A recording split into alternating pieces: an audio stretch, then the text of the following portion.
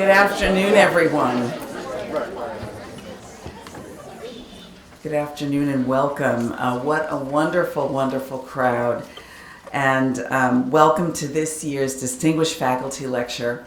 It is truly wonderful to see so many of you here today to listen to our speaker, celebrate our faculty, and explore together an issue of great relevance. The Distinguished Faculty Lecture has been a revered tradition at Wellesley for nearly a quarter of a century. It is our opportunity as a community to come together to honor the college's accomplished faculty, senior faculty. Each year, we invite one remarkable faculty member to share their expertise in a public forum. And it is my great pleasure and honor to introduce this year's speaker, Peggy Levitt, Professor of Sociology, and the Mildred Kemper Chair of Sociology.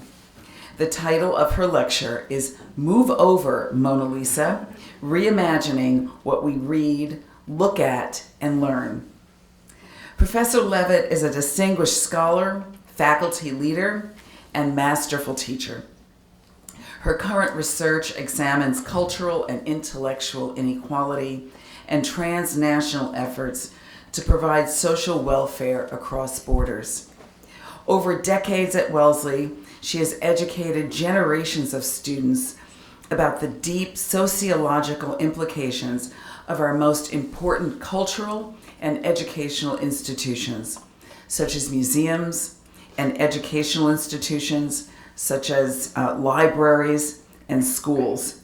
Her courses have included Global Arts and Culture, Comparative Perspectives on International Migration, and Sociology of Education, among others. She exemplifies the generosity, thoughtfulness, and commitment of a true citizen of the college. She chaired her department from 2005 to 2008, and again from 2015 to 2023. I especially want to applaud Professor Levitt for hosting a meeting of the Global D Center at Wellesley last spring, which brought to campus distinguished international scholars and researchers to discuss how to produce, disseminate, teach about, and act upon knowledge in more inclusive ways. Her expertise is deep. Over the course of 2 decades, Professor Levitt has authored, co-authored, and edited numerous articles and books, including The Transnational Social Protection, Social Welfare Across National Borders, Artifacts and Allegiances, How Museums Put the Nation and the World on Display, Religion on the Edge, God Needs No Passport, and The Transnational Villagers.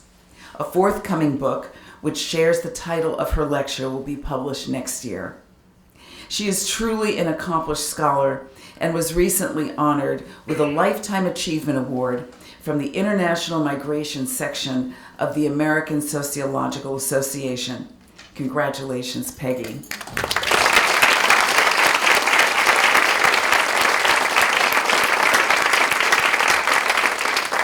She is also a recipient of numerous fellowships, most recently from the Rockefeller Foundation, Bellagio Center Residency Program, Vienna's Institute for Human Sciences, the Institute for Advanced Studies in the Humanities at the University of Edinburgh, and the list goes on.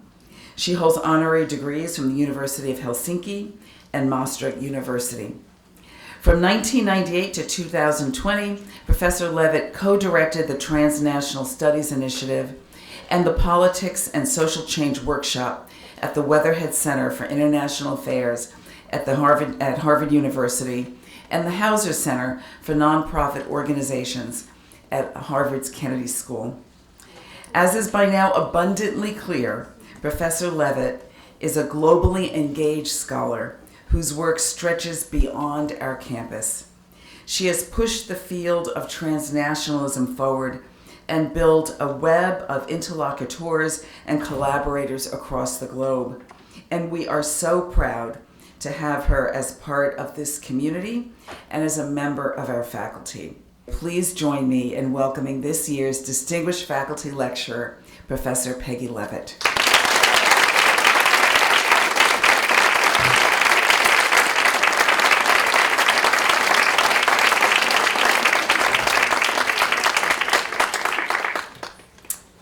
I can't tell you how honored I am and delighted that all of you are here.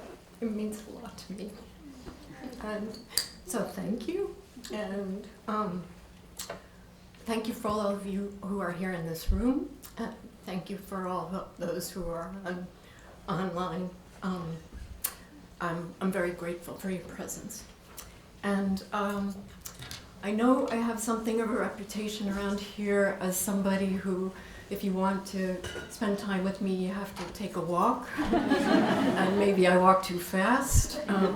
But I also know I might have a reputation for somebody who gets very emotional when they're talking. And so that's the trigger warning for today's talk. I finished the book upon which my talk today is based during difficult times. I don't have to tell you that democracy, the rule of law, and the already meager social safety net in place in the United States are under siege, even if we had some good news yesterday.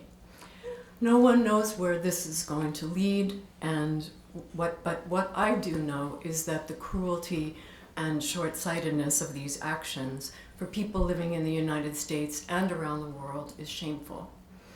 My book captures a world in which these things were unimaginable, a time of heightened global integration, free trade, mobility, and the widespread, although unequal, circulation of culture and ideas. It never occurred to me while writing this that the intellectual and cultural worlds that I described could be destroyed by visas being denied to so many people who want to study and work and visit the United States. So when the United States comes back to our national senses, which I believe will do, there's just going to be a lot of soul searching and rebuilding to do, both within and beyond our borders. My deepest wish is that this book can aid in that repair. Times like these, however painful, offer windows of opportunity. They ask that we take a clear-eyed look of what went wrong in the world and how to do better. A Band-Aid won't do. We need deep, systemic, economic, social, and moral change. And one way to begin that work is to reimagine what we read and look at and learn. Okay. Some of you may remember that in 2024, the New York Times rolled out its 100 best books of the 21st century so far. Editors compiled the list from recommendations from novelists, nonfiction writers, academics, and publishing professionals. Note that they didn't call it the 100 best books written, published, or translated into English, or the 100 best books published mostly in the United States or Europe. A quick look reveals that most of the authors come from the United States, followed by Europe and the UK, and glaringly missing are writers from Africa, Asia, and Latin America. A response comes from across the seas, not the New York Times list, the 100 fine books from around the world, not just the United States of the 21st century. This list, which was curated by the Bookshop Incorporated in New Delhi, begins by asking, why do reading lists emerging from the West claim authority on culture with such hyperbole? How much and for how long is America going to obsess over reading and dissecting itself? And what does that say about the backbone of American readership? This counter list, which was proposed by a similar cast of characters, is an alternative list of books that the creators think have most significantly influenced readers upon publication in the last 24 years. This is not an authoritative list, they say, but they did try hard to include books from around the world which silently, often without fanfare or awards, manage to alter the way we think.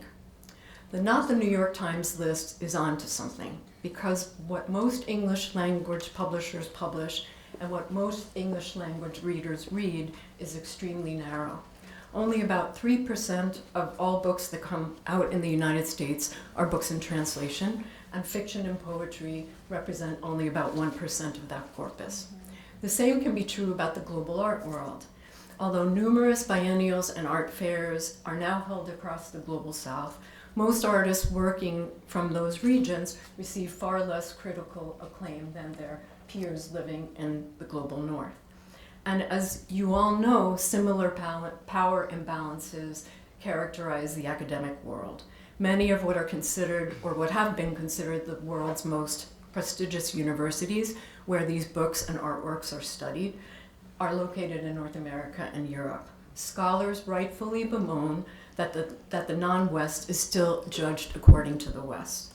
Because so many parts of the world are understudied, and the scholarship that there is about them doesn't circulate widely if it's not published in English, entire groups and time periods are repeatedly left out.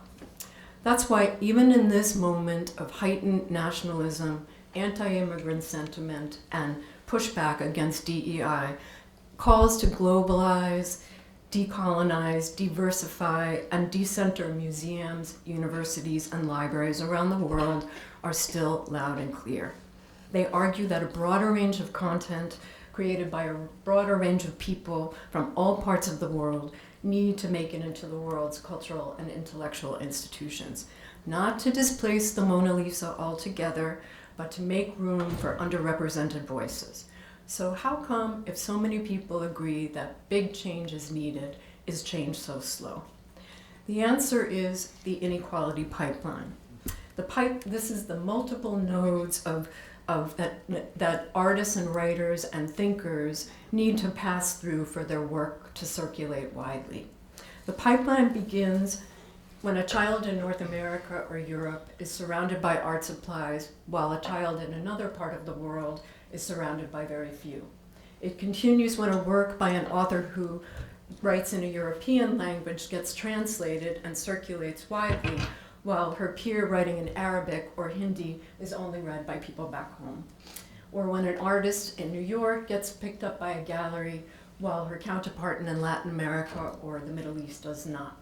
Then the pipeline passes through the annual circuit of biennials, art fairs, auctions, book fairs, and literary festivals. And it extends beyond the places where culture is produced and exhibited and sold to where it's researched about and published about and discussed in universities and academic conferences. What happens at one end of the pipeline when an emerging artist or writer can't get a start is integrally connected to what gets showcased at the other end in classrooms, journals, and in public lecture halls. So if it seems like the inequality pipeline is going strong and there are no big changes around the corner anytime soon, or that in many parts of the world we're going backwards, why not call it a day? Let me suggest several reasons. One is that no matter which way the geopolitical winds or the economic winds are blowing, we still really depend upon each other, and we need to understand each other. And we don't have to look any farther than the COVID-19 pandemic or climate change to viscerally register that fact. The second and more important reason is that the genie is already out of the bottle. A decentered cultural and intellectual globalization aimed at challenging and reordering long-standing inequalities is already underway. It's just that a lot of us have not been looking.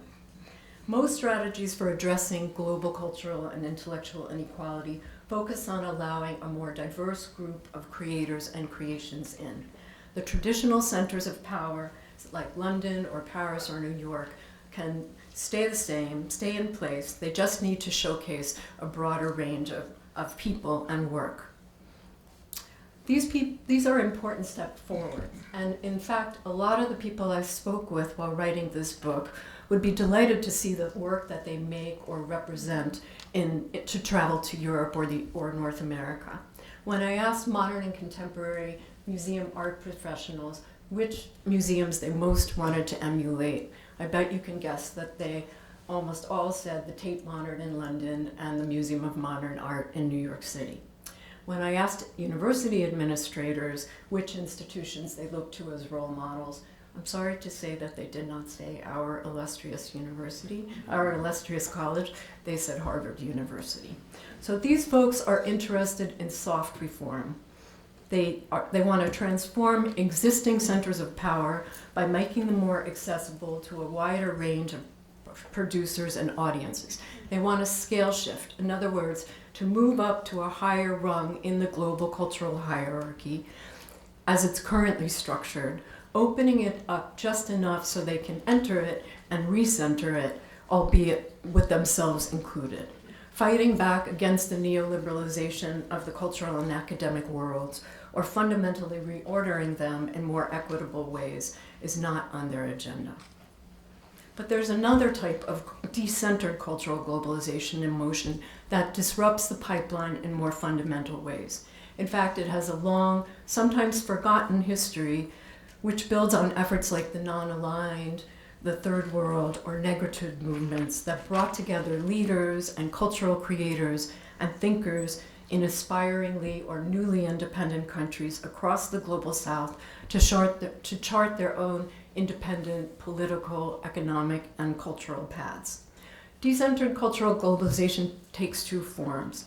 The first happens when new nodes of power, new institutions, and alternative networks of circulation emerge that connect like-minded actors throughout the global South and North. In essence, a parallel global cultural landscape that coexists with, competes with, and sometimes displaces long-standing cultural capitals. A Lebanese-born independent curator, Maisa Abu Rahal, put it this way: people are inventing new ways of thinking about museums, new interactive programs, new podcasts, new publishing houses in their own way according to their own metrics of success. We'll always go to MoMA, the Tate Modern, the Centre Pompidou, but we'll also go to Saudi Arabia, Buenos Aires, and Kochi. In fact, for many, circumventing traditional power brokers and circulating internationally without having to depend upon the global north is the whole point. Argentine independent publisher Leonora de Amont put it this way: we want, she told me, to have books travel from Argentina to Mexico City without having to pass through Madrid. She and others like her want a cultural and intellectual landscape with multiple centers in which participants from the global South are treated as equals. A second kind of cultural global decentering happens when actors and institutions opt out of the global project. So the anthropologist Audra Simpson used the word refusal to describe North American indigenous communities who refused Canadian or US citizenship because they saw themselves as living in their own sovereign territory with rules of their own. Artists and writers and academics that study them refuse for several reasons. One is that they live in countries like Mexico or India that have thriving enough intellectual and cultural scenes of their own, so they don't depend upon being part of the world system. Another is that they were never well integrated into the world cultural system to begin with. So for example, an Indonesian colleague told me that many of her students know much more about scholarship from Indonesia because many universities in the country can't afford the price of access to databases from that catalog Western scholarship. Others who live in countries where decoloniality is not a household word wonder what all the fuss is about. Either way, by turning their back on cultural globalization, they let some of the air out of its balloon, thereby diminishing and decentering it too. Now, some of these individuals seek deep foundational changes, but ones that ultimately leave existing power hierarchies intact. Let's call that hard reform. Imagine, for example, universities organized around social problems and their solutions rather than departments and majors, or libraries organized by geographic regions, non-Western cosmologies, or historical periods, rather than the US Library of Congress subject headings. But other people I met seek more foundational change. They see some institutions as beyond repair because they're born flawed with racism and colonialism in their DNA.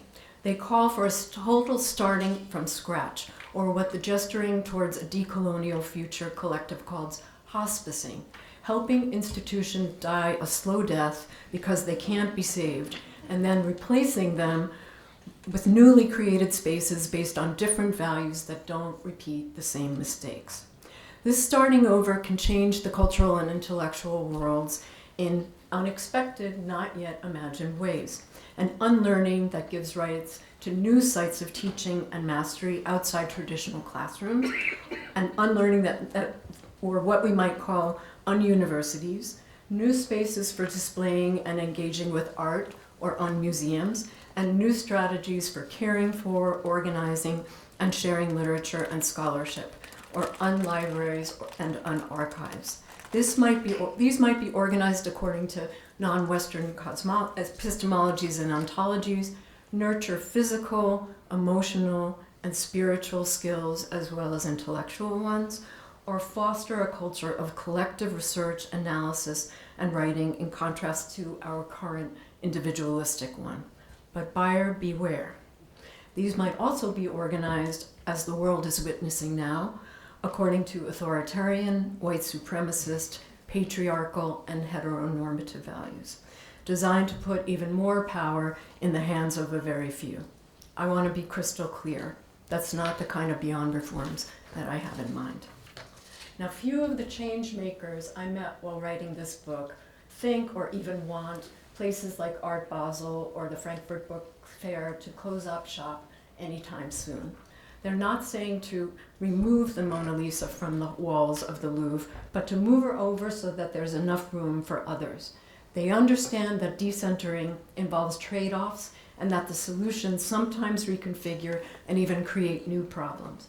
But what they do say is also that decentered cultural and intellectual globalization is already happening. It's driven by people who are working from mainstream institutions, and people working from within alternative institutions, which are now more closely aligned to the mainstream of power, or by institutions which stay purposefully on the margins so they can more effectively push back.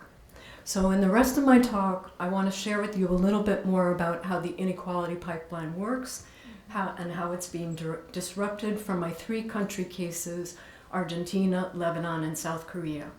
I'll talk first about how I do what I do and explain what I mean by decentering. Then I'll talk about 4 factors that enable and constrain circulation through the pipeline. And I'll offer some examples of where and how that global decentering is actually taking place. And finally, offer some suggestions about how we could work to redistribute power and resources more fairly. So how do I do what I do? I'm a qualitative researcher. That means that I go out into the world I'm studying and do a lot of formal interviews, but also do a lot of having informal conversations, attending and observing relevant happenings, which for this book were things like exhibitions, book fairs, gallery openings, classrooms, lectures, and basically do what I tell my students is called deep hanging out. You can see this slide where you can see on this slide where I went and for how long, and for the types of different kinds of people that I spoke with, either in person or by Zoom. Another thing I want to say something more about before moving forward is what I mean by decentering. Some of you know that for the past 10 years, and Paula mentioned this, I've been working to create an international network called the Global Decenter.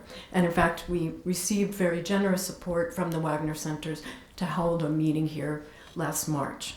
The Global Decenter is an international network of academics from a wide range of disciplines, culture makers, including people like artists and writers, culture managers such as editors, curators, and museum professionals, and people who use culture in their activism, who are committed to producing, disseminating, teaching about, and acting upon knowledge in more inclusive ways. While we're by no means the first to take up these issues, we think that we're different in that we try to really be international, so not just members from Europe and the United States, truly interdisciplinary, to not stop at critique, but to always chart a positive way forward, and to do so with generosity and humility and collegiality, rather than the ego and individualism and competition that often characterizes the academic and cultural worlds. So to date, we have about 250 members in 35 countries. About 50 of them are active on a regular basis, and we have a bunch of projects around the areas of migration, arts and culture, and epistemology and pedagogy. And although what I share with you today is based on a book that is a sole authored book by me, although the book actually contains talks by 4 GDC members, many of the ideas that I'm sharing with you today came out of conversations and collaborations with GDC members, and also from many of you from Wellesley College colleagues. So I really want to give credit where credit's due. I'll say more about putting decentering into practice in my conclusion, but for now I want to say that it goes beyond diversifying content and ideas, or what the soft reformers I referred to before are talking about. We also think we need to decenter ourselves as individuals, decenter the institutions where we work, and decenter the infrastructures that connect them. So let's talk about the pipeline. Let me state from the outset that the unequal distribution of cultural and intellectual power is inextricably linked to the unequal distribution of economic and political power, and also the unequal ability and willingness of states to promote their national cultural production and dissemination. So what are some of the processes then that artists and writers and thinkers can turn to or are doing to make their way? Let's start with migration. Literary scholar Pascal Casanova, and those of you who are literature scholars in this room, will think about Casanova as writing the Bible on the relationship between global literary circulation and migration. So her argument was then, when writers like Jorge Luis Borges or James Joyce went to London, they were able to write a literature that was universal, a kind of world literature, because they were freed from the creative constraints that they would have faced back home. So my colleague Kang Sang Lee and Chantal, I'm not sure where you are, Chantal, our former student who's now at Princeton, wanted to ask similar questions about the relationship between migration and the global contemporary art world. So we analyzed the exhibition records of 96 of the most prominent artists in my 3 country cases, and we found that the earlier migration of older artists helped to create the networks and connective infrastructures that now allow younger artists to gain international recognition without having to move.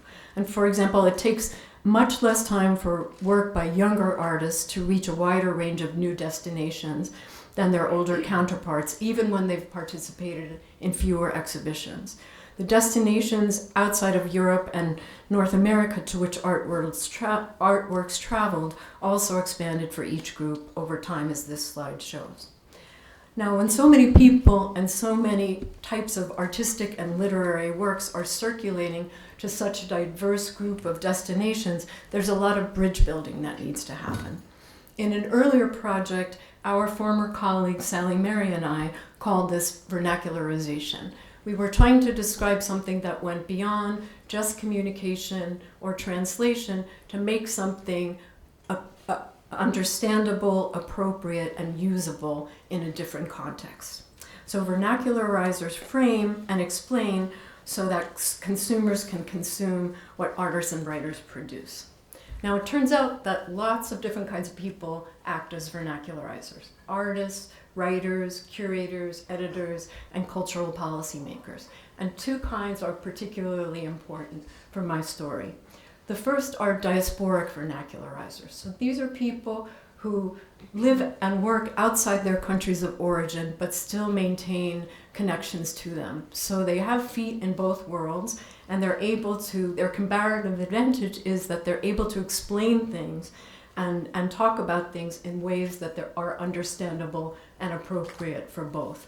This is key, of course, to making headway through the pipeline, because if audiences can't engage with a work of art or they don't resonate with its aesthetics, it's less likely to travel very far.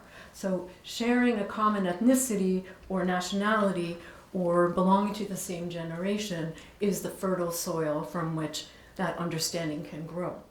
Another kind of vernacularizer are transnational artistic, literary, and academic professionals who during the course of their careers have worked either globally, so they circulate around the globe, or they circulate within particular regions, so say Asia or the Persian Gulf. And we see their handiwork in what we now think of as world-class museums. So when you visit those museums, and this might resonate with you, there's a certain way of exhibiting and educating and explaining that is present wherever you might be. And there are also the gourmet restaurants and bookstores and gift shops replete with their Frida Kahlo magnets as well. So these folks influence the pipeline because they develop a shared criteria for anointing new artists and authors and what the world needs and wants from the next generation. And they also shape audience expectations about culture and the institutions where it's displayed. The third factor affecting circulation is labeling.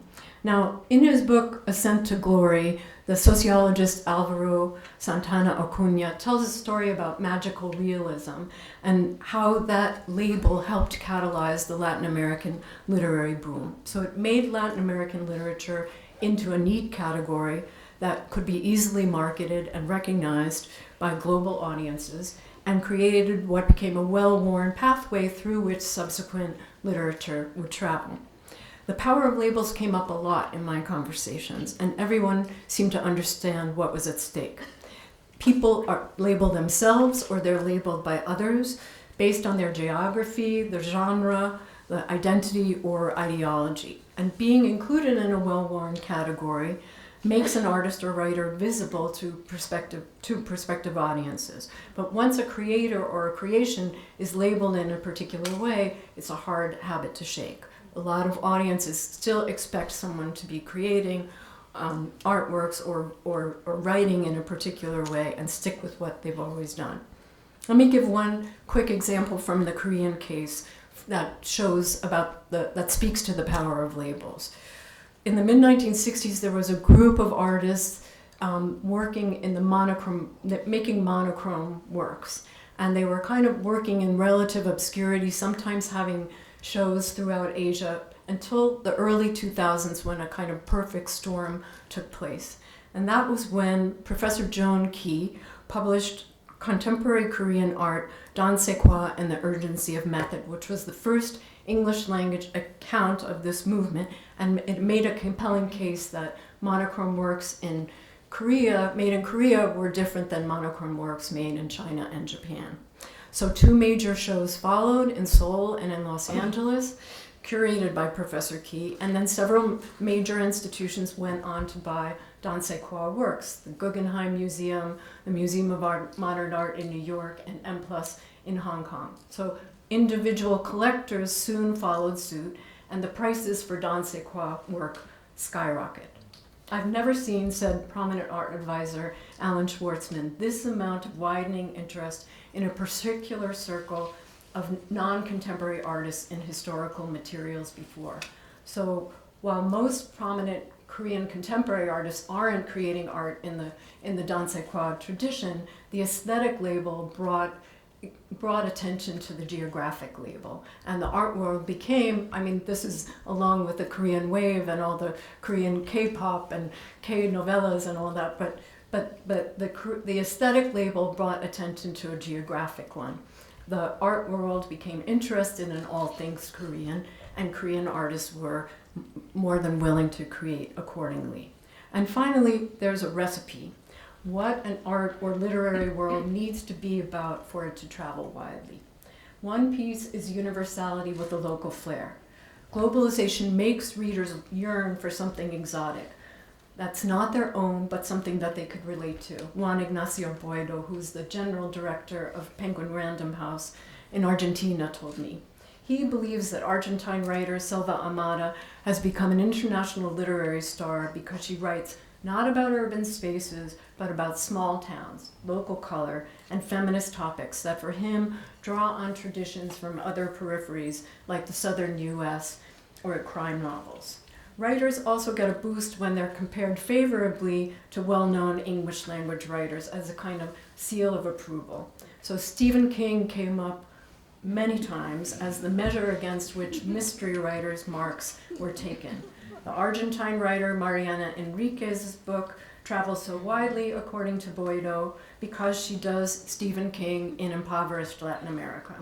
Charco Press, which published Almada's book in the United States, clearly got the memo too. Their publicity materials link her to a familiar literary genealogy, comparing her to Carson McCullers, William Faulkner, and Flannery O'Connor. Now, I'm not saying that everybody creates according to the recipe or that they always follow the implicit rules of the game. It's not lost on me that these labels reference books from the United States and appeal to the taste of US readers. But I am saying that most of the people that I met understand what's at stake and the potential costs of not paying attention to these expectations. So these are some of the factors that enable and constrain the circulation of art and culture through the pipeline. And now I'm going to give you two examples of where the pipeline is being disrupted. Now I could share with you many soft reform examples. The fact that there are many new contemporary art museums in Hong Kong, in Qatar, in Cape Town, and even one planned for Beirut. There are also important art and book fairs in places like Buenos Aires and Guadalajara and Sharjah. In 2023, Frieze held its first high-profile art fair in Seoul. And in 2019, Art Basel piloted its Art Basel Cities project in Buenos Aires. But these are projects that largely they're about diversifying the contemporary cultural worlds, but leave the field structure intact. They bring the old order to new places without decentering or redistributing power. Instead, I want to share with you examples that go farther. My first is from Leonora Dimont, who's the person who said she wanted books to travel from Buenos Aires to Mexico City without having to pass through Madrid.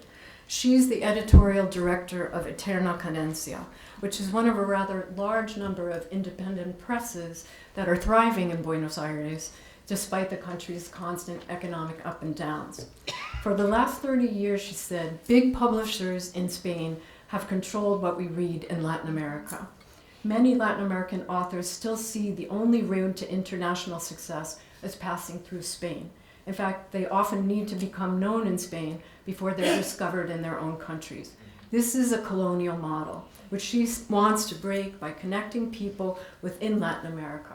Publishers like ours, Diamant said, are there to oppose and combat Spain's dominance and to put in place another model of production. So Eterna Cadencia puts out about 20 books per year, including literary fiction and essays, and written by authors across the continent. Even though most of these books don't circulate directly from one part of the continent to another, Diamant still believes that the category of Latin American literature is a viable category, and it's an aspirational project, a place of belonging. She and her colleagues try to achieve this by doing things like creatively co-publishing. So if they think that a book will do well in a certain market on the other end of the continent, they'll publish together, or they'll publish in another country where that market might be viable in order to defray shipping costs. My second example is from the Biennial Sur, or the Southern Biennial, which was created at the National University of Tres de Febrero in Buenos Aires. Founder and chief curator Diana Wexler calls it a broad proposal for contemporary art, culture, and reflection from the south of the world that's decentralized, democratic, horizontal, and humanistic, and which addresses current issues facing the world. The idea for this came to her early in her career. How did we get here, she asked herself. The history of modern art, she realized, starts in Paris at the beginning of the 20th century, Picasso, Braque, etc. But other people never appear in the photo. The artist who studied in Europe and left and went back to their countries of origin are written out of the story. If you're not aligned with homogeneous time, or the time set by people in power, you don't appear. But time is not homogeneous, she said. It's plural, diverse, and heterogeneous. The biennial sur arose to deactivate the norms of the current art system. If biennials are about one city, one curator, one theme during one period, what would happen if we did the opposite? Multiple cities simultaneously with institutions of sizes and statuses and of all sizes and statuses and with artistic input from a range of curators. What would happen if the participants chose the themes themselves? The South, she told me, includes places like Norway if it's a place where there's thinking and rule challenging going on. In other words, the South is a mindset, an attitude, a political position, not a geography. We inherited the world, the way the world is organized, Wexler told me. The templates, even our constitutions, are imported. We made the wool and they came back and sold us the fabric. The same is true in the art world. She and her colleagues want to produce both the raw materials and the finished products. In general, international events have a quota: women, Black people, artists from Latin America or Asia. The biennial sur rejects that approach. So let me return to where I began. My book paints a portrait of and offers a path forward toward making what we read, look at, and learn more equitable and inclusive. Stops in Korea, Lebanon, and Argentina with associated side trips make clear that economic inequality, be it within or between countries, and differences in national capacity and willingness to invest in cultural production are two of the principal factors keeping the inequality pipeline in place. Many artists, writers, and thinkers still face significant barriers to making their way through. These barriers also limit what gets collected by individuals and cultural institutions and what finds their way onto library shelves. They constrain what's included in art history or comparative literature textbooks. In the university world, where scholarship about art and literature is written and disseminated, these constraints are exacerbated by other barriers. The predominance of English as a scholarly language, the emphasis on impact factors, the bias inherent in the processes of scholarly review, and the fact that intellectual networks reproduce themselves. So a lot of thinkers and theories get left out. It remains to be seen whether new technologies like online art markets or book reviews and Goodreads by citizen critics are effective tools for unsettling the pipeline. So how do we actually put decentering into practice? The first step towards this is to decenter ourselves. To shift our epistemological and ethical stance, we need to move out of our own comfort zones, or the center where we're currently working from, so be it speaking in English or working from the United States. This is an intellectual, value-based practice. Just as the meditator must return over and over again to the breath to focus her attention, so too we need a similar kind of attention to decentering our relationships in our personal and professional lives. That means constantly checking in with ourselves about the assumptions and judgments that we knowingly or unknowingly bring to the table.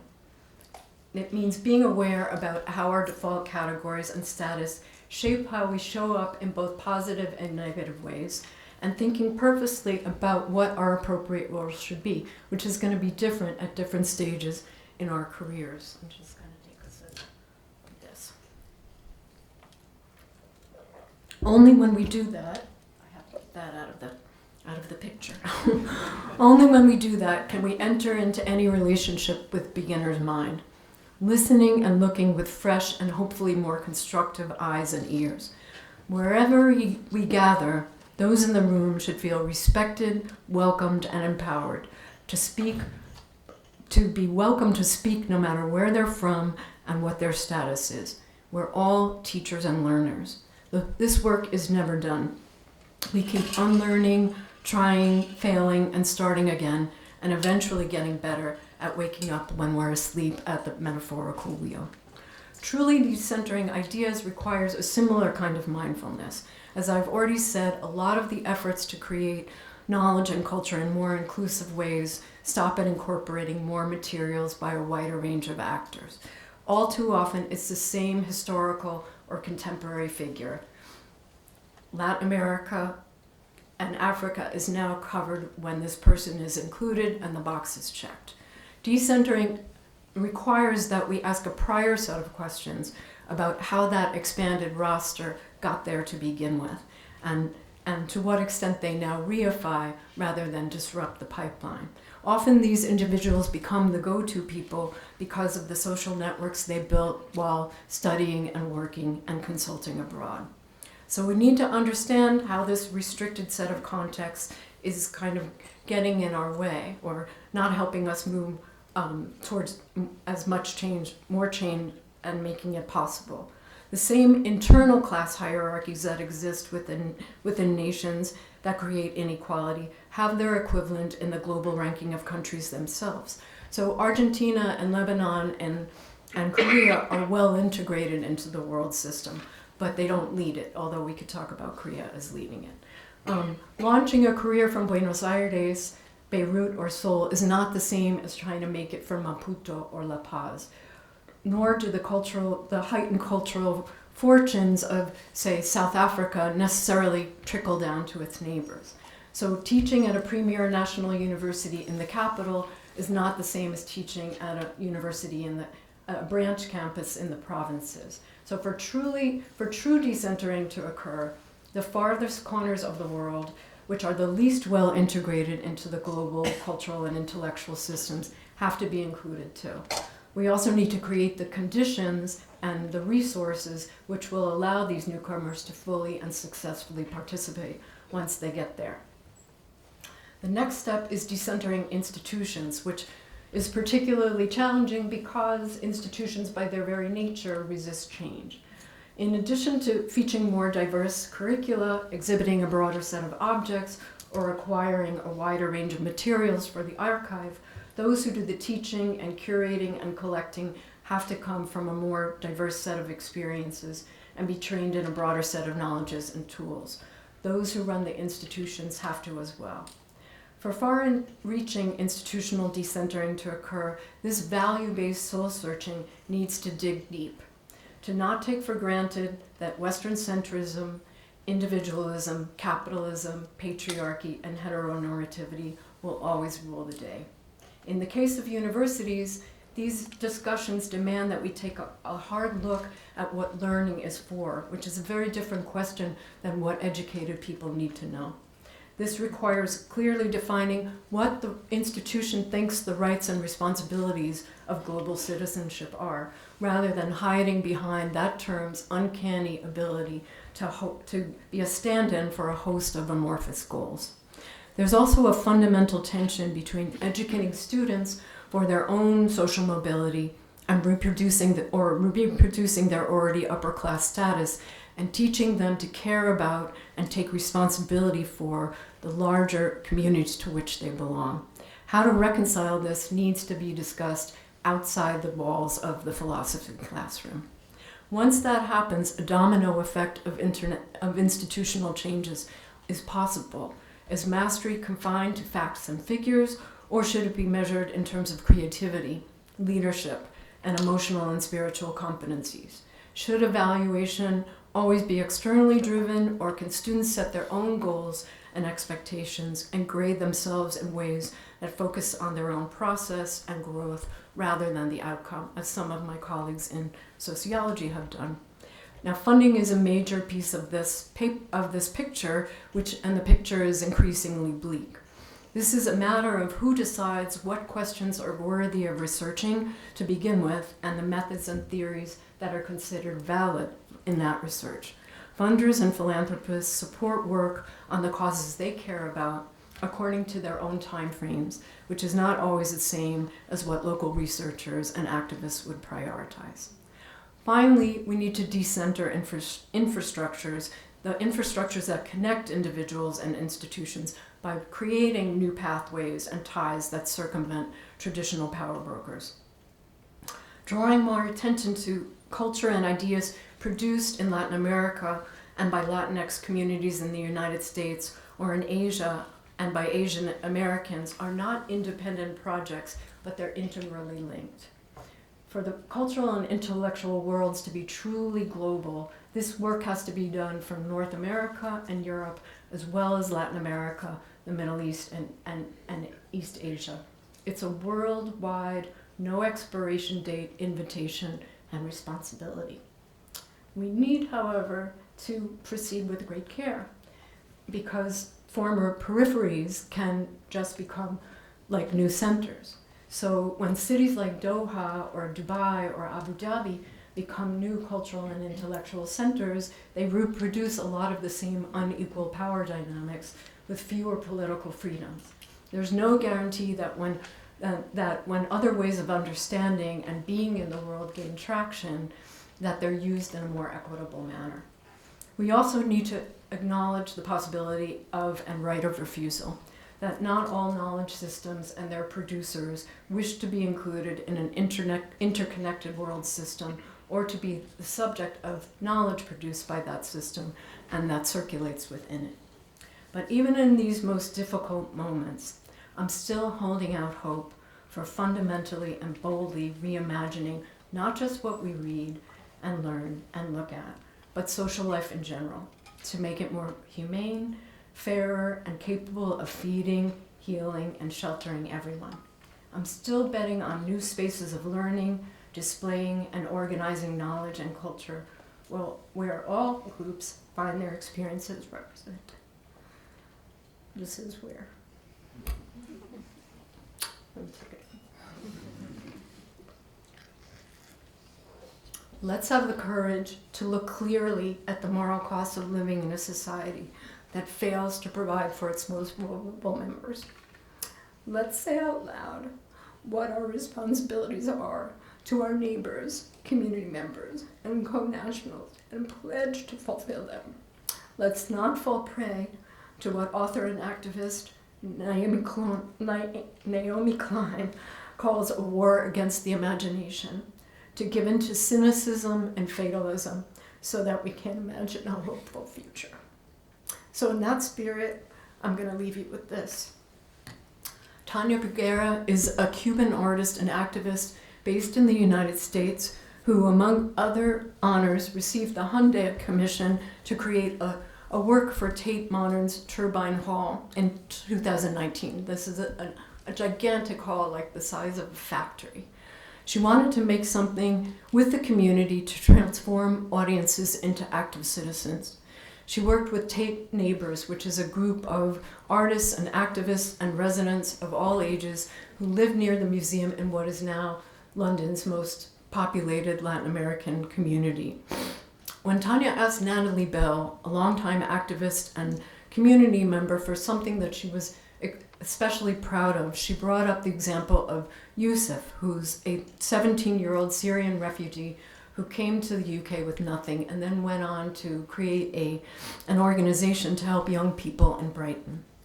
Bruguera created a portrait of Yusuf the size of a good portion of the enormous hall and then covered it with thermochromic ink. For audience to see what was there, they had to lie down next to one another and uncover his portrait with their body heat. This project for me works on so many levels. The people it honors, the community process through which it's created, and the fact that the neighbors and strangers have to lie down next to one another to literally bring it to light. It's a mini revolution in the midst of a contemporary art world giant, which, although impermanent, sets a precedent and moves things over so that people can come in who haven't felt welcome before. So Wellesley community, I urge us to lead courageously, charting a better course forward, to experiment, to take risks, and to go beyond our usual comfort zone. We are an incredible institution with incredible resources that enable us, in fact, demand that we do this. I also want to offer many thanks to my friends and my family who have supported me on this intellectual journey, to my wonderful colleagues and students here at Wellesley, especially in the sociology department, who have helped me to ask different questions and to use different kinds of sources by generously and patiently pointing me in the right direction, and by co-authoring with me like Sally and Kelly Rutherford have done. I know if I spent my career at another institution, I would have probably stayed in the migration studies lane where I began. And I think it's a big tribute to this institution because it allowed me to change directions and write ever more creatively and find my voice along the way. And for that, I'm enormously grateful. So thank you very much.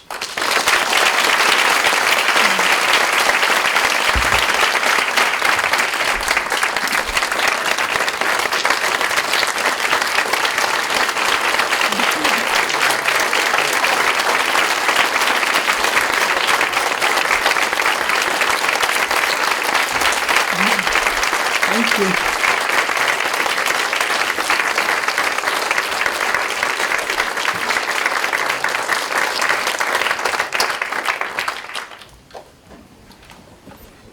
Peggy, thank you for that tour de force. And what a powerful, powerful talk and journey through your work. And I think we have our challenge ahead of us. And how do we really disrupt that pipeline of inequality? And you gave us really a recipe here in many ways that we can take in so many different directions. And I think that what better place of hope to go from than at Wellesley College. And thank you for really urging us on with tremendous courage. Thank you. Thank you. So we'd like to take some questions, and Carol Bate is there in the back with a microphone. And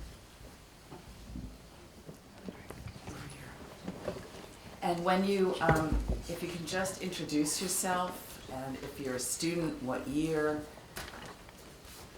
Hi, my name is Rihanna. I'm in the class of 2028, and my question is, I think it's hard for people to imagine decentering the institutions and power structures that exist because, in part, it's hard to imagine what life would look like in this new world that we are hoping for. It's easy to say that these things are bad and are perpetuating bad things, and harder to describe what this new world that we want actually looks like. So when you talk about decentering these institutions and power structures, what do you imagine the daily life of perhaps an aspiring scholar or aspiring artist in America and in other places would look like? What changes are there for the individuals on the individual level? Do you have the next 24 hours? You know, I think what I said about let's not use the power of imagination, and I believe a lot in prefigurative politics. In other words, imagining a world how you would want it and then figuring out how to make that happen. So the first thing that has to happen is to reimagine what an un-university or an un-museum or an un-archive would look like. And I've asked my students to do that all the time, and it's very, very hard because we're so used to being in this, thinking about things in different ways, and we've been beaten down by by what's going on around us, and so we failed to dream. So, I think I gave some examples throughout my talk about what I hope that looks like and the personal work that we have to do to kind of get there. And we're trying to, if you start thinking that the whole world is going to look different, you're likely to get very discouraged very quickly. So I think we have to accept that there are a lot of compromises that come along, and that the perfect is the enemy of the good. And so we need to play and really let ourselves dream and think, what could this really look like, and what are the values that are uncompromisable? What do we really believe a fair world looks like, and then start to put that in place. And we're all in different positions to be able to do that. So we all have a different role to play. Your age, where you come from, all those stuff. And that has to be taken into account as well. Thank you for your question. Thank you. Other questions? Yes.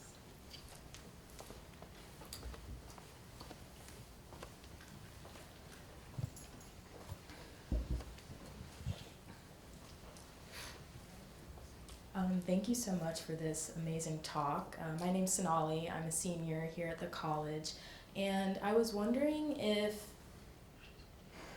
you had something to say on if there are differing strategies or perhaps alternative strategies that people and artists or collaborators or thinkers from countries that were the most impacted by long-standing systems of colonial extraction, imperialism, for example, in sub-Saharan Africa or Caribbean countries like in Haiti. If there's I wonder if you just got perspectives on whether a slightly different strategy is needed given the different histories and all of that. But yeah. You mean, is there a one-size-fits-all? Yeah. Not at all. Not at all. And I think that empowering people, that's what I was talking about, going to the farthest corners of the earth, because in this building of the Global D Center, it's easy for us to meet people from South Africa or from Ghana. It's not easy for us to meet people from Mozambique or Botswana. And that's the inequality of social networks and the differential integration of particular countries into the world system. Now, not all those countries, what I am seeing is that a lot of people from those parts of the world maybe aren't interested in collaborating anymore and want to do their own South-South thing. So the whole thing about decenteredness is that you're not depending upon North America or Europe for permission or the ability to do something. You're creating your own thing. And that's what those of us who are here can help that kind of process. So as best we can. Thank you so much. Thank you, Sonali. Oh my goodness, Carol, we're going to have you back here. It's good exercise, no? I still need my steps. It's October. Hello, Professor. Great to see you again. I'm a junior. And my question is, how do you think, Wellesley students, how can we get involved with, the Global D Center? Because it looks like something really cool to get, directly involved in. Well, I have this I can answer. So one of the things the Global D Center is trying to do is to create a global social thinking repository. So that's when you try to teach with materials from outside of your comfort zone, it's often hard to find them. And for me, if that's teaching about theorists from different parts of Africa or different parts of Asia, usually it's the same people that are being brought forward. So the idea with the Global Social Thinking Repository is to find those people who are known in their own countries or young people who are coming up, but the rest of the world doesn't know about them. And one of the ways we're trying to do that is have those of us who are teaching have our students create entrees for what would be a website. And so if any Wellesley students want to work with me next semester to create these entrees, then be in touch. And the opportunity would be that you could be interacting with other students from Buenos Aires, and somebody's from Turkey, somebody's from Morocco, somebody's from Nepal. So it's a cool thing. It's a great thing. We'll be in touch. Yeah. Okay. All right. You know where to find me. Yeah. Oh gosh. Okay. Why don't we do here and then here? Yeah, these will be the last two questions.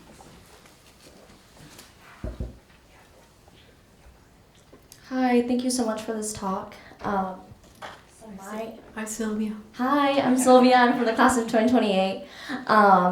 So my question is, I was going to ask you this tomorrow in class, but I might as well do it now. So you said something along the lines of funding decides what questions are worth researching. And so my question to that is, how do we disrupt the relationship between economic power and scholarship to create greater educational freedoms and more diverse inquiry? And so if we're not looking at economic support, what other support systems should we be looking at, and where should we get it from?